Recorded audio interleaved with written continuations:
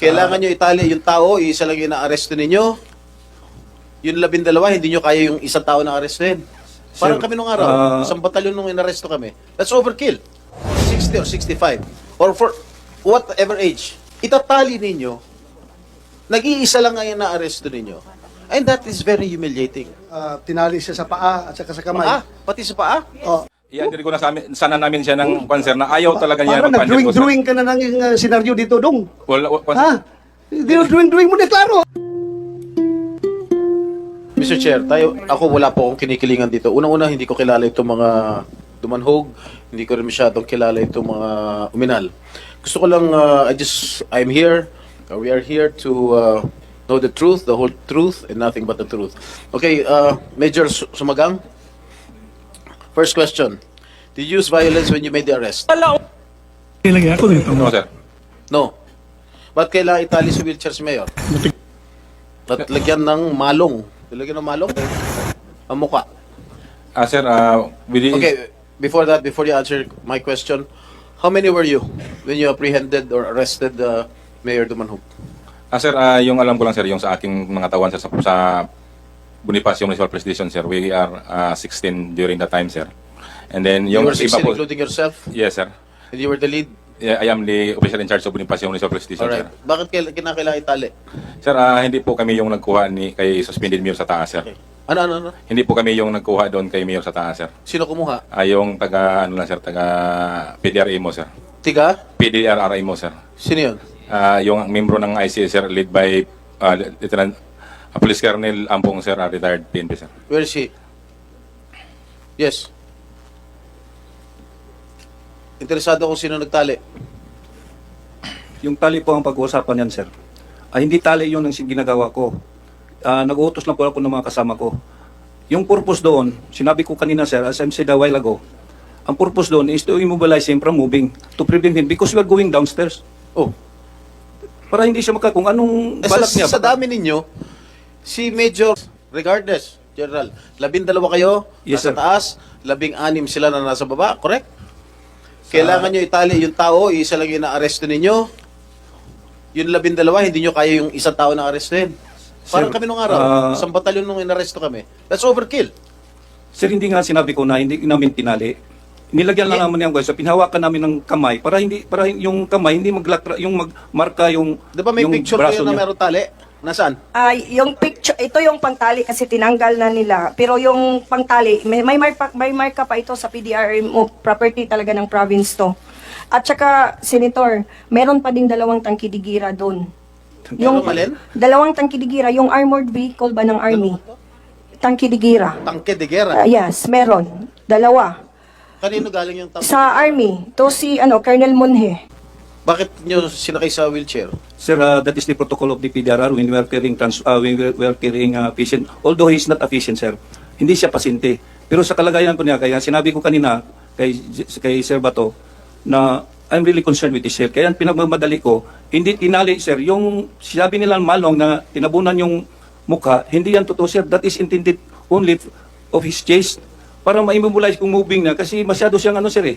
Tapos, we are going downstairs. Kung anong mangyari sa kanya, sir, sinabi ko. Regardless, General.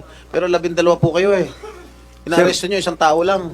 Hindi nyo, pwede nyong akbayan yan o hawakan sa kamay yan. Hindi naman lalaban yan eh. 12 kayo. Anyway, Mayor, are you suffering from any medical condition? Wala naman akong problema. Ilan taon na kayo? 70 years old. 70 years old. Imagine, General, a 70-year-old person, a 70-year-old man is considered a senior citizen as against 12 personnel and 16 personnel downstairs. Kailangan nyo pa itali, kailangan nyo pa isakay sa wheelchair. You can kahit 2 lang kayo. Kahit ako, isa lang. Kaya kong arestuin to. 70 years old na yan. Ba't kailangan nyo pang itali, i-wheelchair? Mr. Chair. Ito, Your That's Honor, very humiliating. Your Honor, Senator Jinggoy, ito yung mga ginamit pantali daw. Tinali siya sa paa at saka sa kamay. Paa? Pati sa paa? Oh, but claim ni Colonel Ampong, sir. Kampong is nilagyan lang daw yan doon para hindi magka-markings yung kamay kapag hinahawakan. Hindi naman lalaban to. I mean, mag-isa lang siya. Ilan ba yung na-arresto niyo dito? Major? Isa lang, sir. Oh, isa lang. Yes, sir. And you're going to utilize 16 of your men and 12 upstairs? And you're going to arrest only one person who is 70 years old?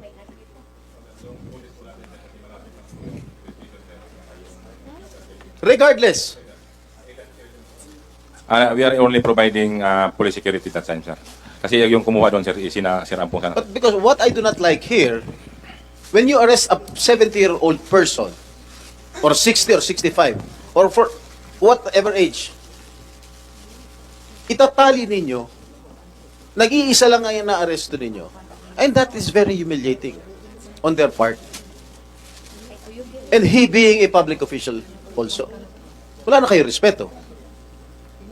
Just because politics is in play, I do not care about the politics there.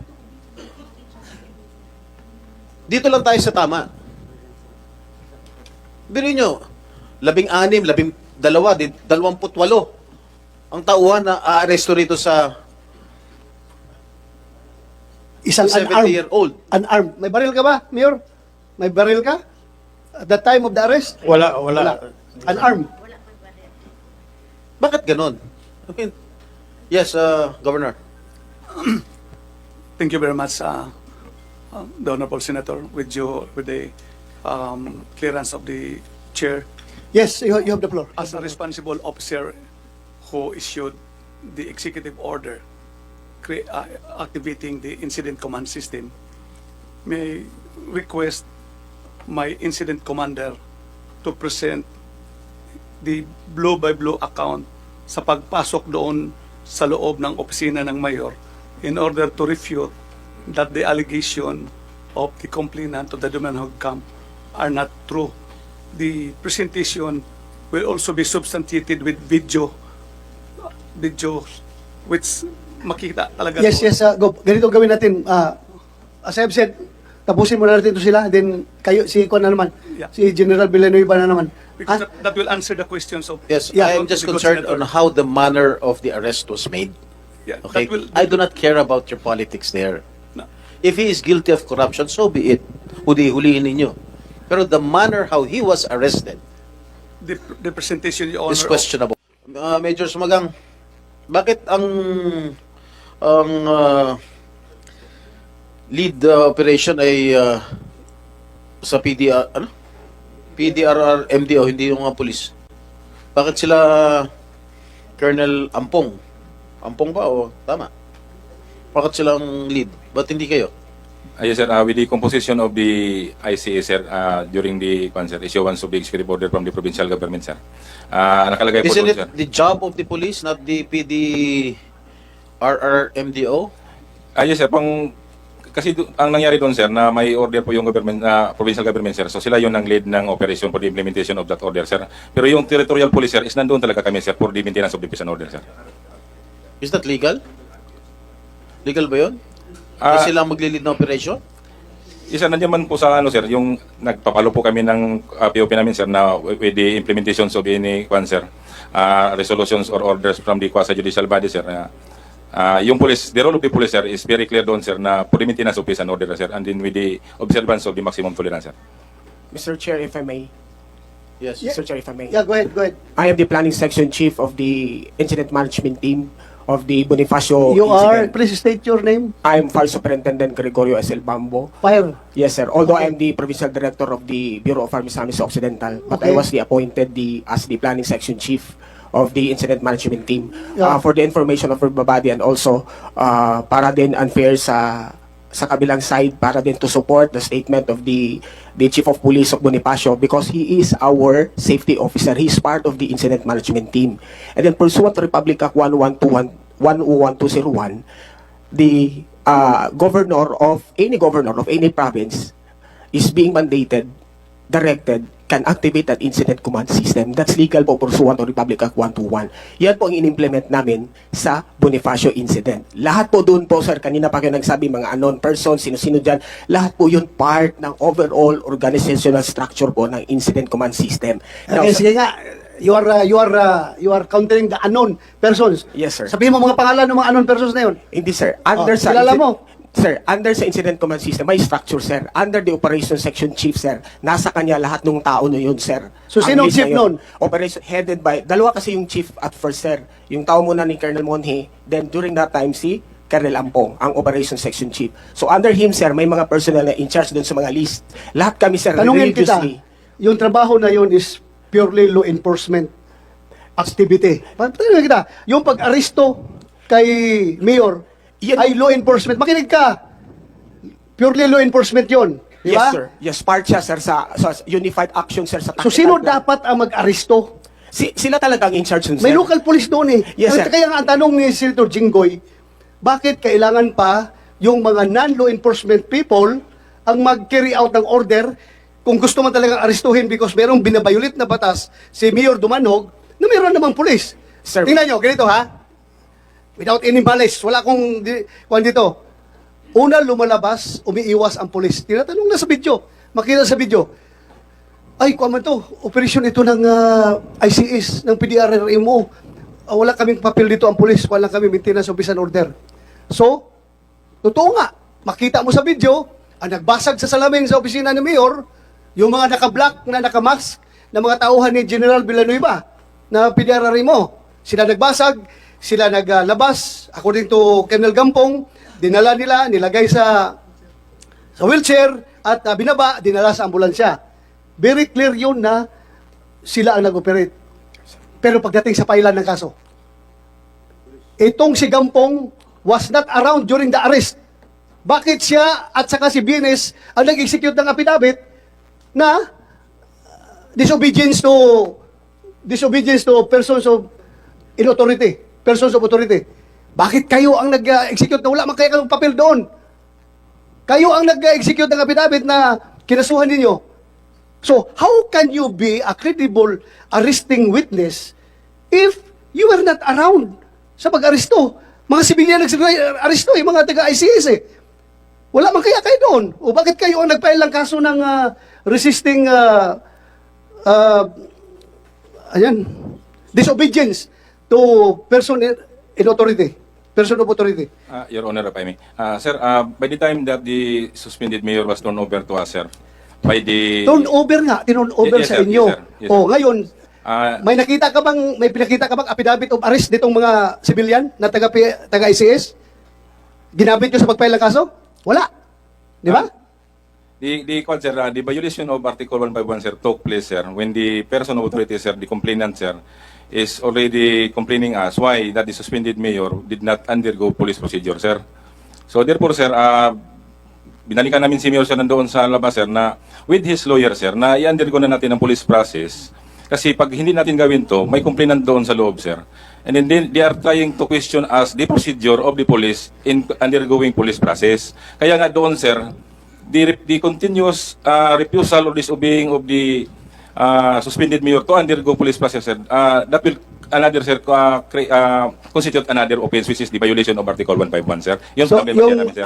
violation of Article 151, sinong arresting officer doon? Kami na, sir. Saan nyo inaresto? Doon yung after na doon sa ano, sir, sa ambulansya na, sir, yung i-undergo na sana namin siya ng cancer na ayaw talaga niya Parang magpa-undergo, sir. nag-drawing ka na ng senaryo dito, Dong. Wala, Ha? Drawing mo na klaro, hindi ikaw nag-aresto sa taas. Ang basis sa pag-aresto doon sa taas is yung resisting disobedience to person in authority, na-aresto siya sa taas. Tapos ngayon, ikaw nag-execute ng affidavit na laban sa kanya. No, sir. For that case. Yes, sir. The first offense committed by the suspended mayor is Article 237, sir, yung prolonging of powers and functions, sir. Sinong complainant doon? Si Police Colonel Ampong, sir. Ha? Si Police, siya nag-aristo, sir, but the complaining person, sir, is Attorney Arabakino, sir. Siya ang nag-file ng kaso? Yes, sir. Yes, Siya nag-execute ng affidavit? Yes, sir. May affidavit po tayo, sir. Na-file po yun, sir, and then they are now on cancer. Release for cancer. Nagka-bail po sila, sir. Dalawang case po, sir, for violation of Article 237, sir, and... Kuha nyo na, in question ha? Yes, sir. Yes, sir. Paano tinanggap ng piskal na hindi naman siya ang nag-aresto doon sa taas? Bakit tinanggap yung kanyang affidavit? We are complying all the requirements for the inquest proceeding, sir. Mr. Ikaw, Chair. tanungin kita, pulis ka. Ikaw, Yes, sir. ikaw hippie doon eh. Yes, sir. Di ba ang nag-aristo dapat na mag-execute ng affidavit kapag in-inquest ninyo yung isang akusado? Oh.